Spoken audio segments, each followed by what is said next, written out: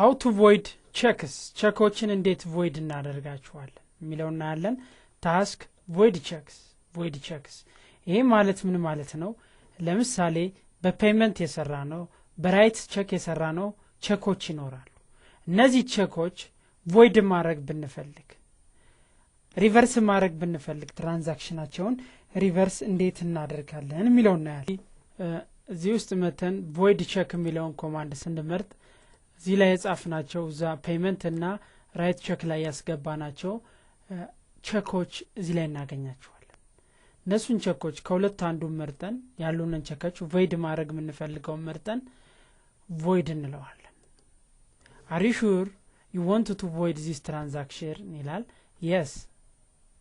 automatically ምን አደረገው ማለት ነው void አደረገው ማለት ነው close ዜናውን ለምሳሌ ሪፖርት ላይ መተን ጄኔራል ሌጀር